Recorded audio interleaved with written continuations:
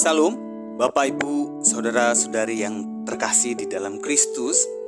Hari ini kita akan melanjutkan pembacaan dan perenungan kebenaran firman Tuhan dari kitab Amsal pasal 18 ayat yang pertama sampai yang ke-24. Sebab itu saya mengajak kita semua, mari mengambil Alkitabnya. Kita membuka di dalam Amsal pasal 18 ayat pertama sampai yang ke-24.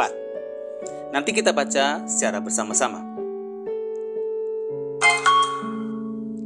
Mari kita mulai membaca dengan ayat yang pertama. Orang yang menyendiri mencari keinginannya, amarahnya meledak terhadap setiap pertimbangan. Orang bebal tidak suka kepada pengertian, hanya suka membeberkan isi hatinya. Bila kefasikan datang, datanglah juga penghinaan, dan cela disertai cemooh. Perkataan mulut orang adalah seperti air yang dalam, tetapi sumber hikmat adalah seperti batang air yang mengalir. Tidak baik berpihak kepada orang fasik dengan menolak orang benar dalam pengadilan. Bibir orang bebal menimbulkan perbantahan, dan mulutnya berseru meminta pukulan. Orang bebal dibinasakan oleh mulutnya. Bibirnya adalah jerat bagi nyawanya. Perkataan pemfitnah seperti sedap-sedapan yang masuk ke lubuk hati. Orang yang bermalas-malas dalam pekerjaannya sudah menjadi saudara dari si perusak. Nama Tuhan adalah menara yang kuat. Kesanalah orang benar berlari dan ia menjadi selamat. Kota yang kuat bagi orang kaya ialah hartanya, dan seperti tembok yang tinggi menurut anggapannya. Tinggi hati mendahului kehancuran, tetapi kerendahan hati mendahului kehormatan. Jikalau seorang memberi jawab sebelum mendengar, itulah kebodohan dan kecelaannya. Orang yang bersemangat dapat menanggung penderitaannya, tapi siapa akan memulihkan semangat yang patah? Hati orang berpengertian memperoleh pengetahuan, dan telinga orang bijak menuntut pengetahuan. Hadiah memberi keluasan kepada orang, membawa dia menghadap orang-orang besar. Pembicara pertama dalam suatu pertikaian nampaknya benar. Lalu datanglah orang lain dan menyelidiki perkaranya. Undian mengakhiri pertengkaran dan menyelesaikan persoalan antara orang-orang berkuasa. Saudara yang dikhianati lebih sulit dihampiri daripada kota yang kuat. Dan pertengkaran adalah seperti palang gapura sebuah puri. Perut orang dikenyangkan oleh hasil mulutnya. Ia dikenyangkan oleh hasil bibirnya. Hidup dan mati dikuasai lidah. Siapa suka menggemakannya akan memakan buahnya. Siapa mendapat istri mendapat sesuatu yang baik, dan ia dikenan Tuhan. Orang miskin berbicara dengan memohon-mohon, tetapi orang kaya menjawab dengan kasar. Ada teman yang mendatangkan kecelakaan, tetapi ada juga sahabat yang lebih karib daripada seorang saudara. Bapak, Ibu, saudara-saudari yang terkasih di dalam Tuhan, renungan hari ini terambil dari kitab Amsal pasal 18 ayat yang pertama sampai yang ke-24. Namun sebelum kita masuk di dalam refleksi kitab Amsal pasal 18 hari ini, adakah baiknya kita perlu mengenal sedikit pengetahuan tentang struktur dalam puisi Ibrani, sehingga membantu kita untuk memahami maksud dari kitab Amsal, sehingga kita tidak mengalami kebingungan untuk mengerti dan memahami kitab Amsal.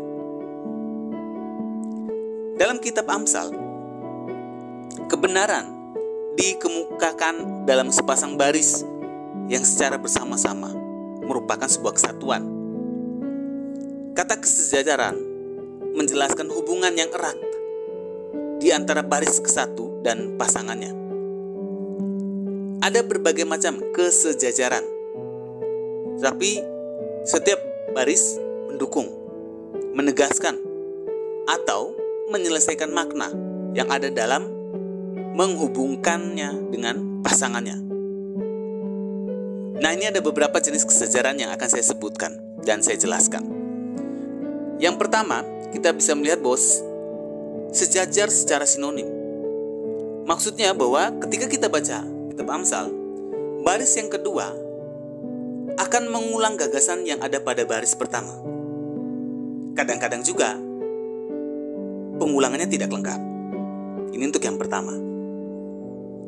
Yang kedua, ada yang namanya sejajar secara berlawanan.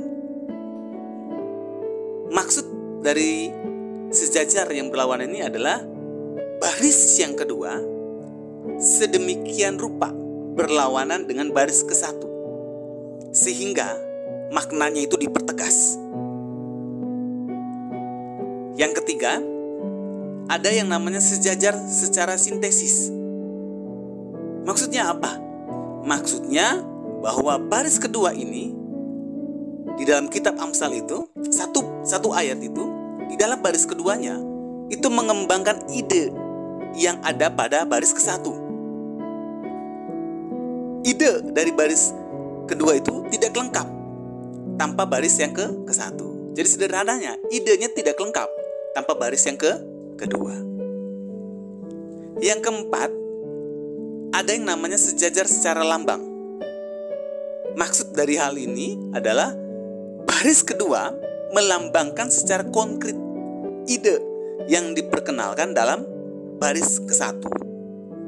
Jadi kesimpulannya, bagaimana kita dapat memahami hal tersebut? Kuncinya dengan menafsirkan satu baris berkaitan dengan baris berikutnya atau baris dengan pasangannya. Maksudnya bahwa satu baris menegaskan baris yang lain. Contoh, kita ambil contoh dalam ayat 21. Di situ dikatakan bahwa hidup dan mati dikuasai lidah. Itu baris yang pertama. Sedangkan baris yang kedua dia menjelaskan siapa suka menggemakannya akan memakan buahnya. Ini sejajar secara lambang.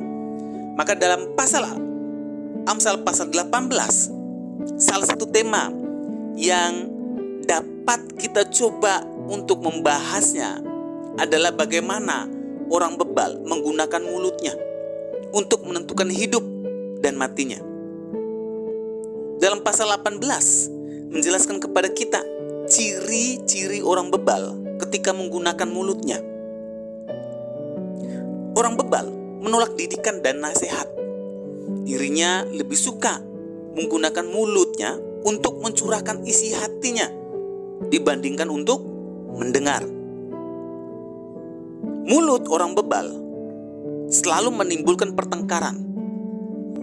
Di mana ada dia, ujungnya nih pasti selalu menimbulkan pertengkaran atau cekcok.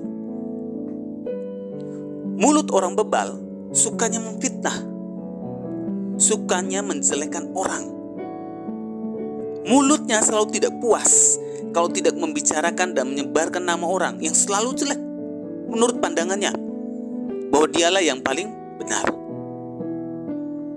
Mulut orang bebal selalu berbicara mengenai kesombongan dirinya. Dirinya selalu ingin terdepan dibandingkan orang lain.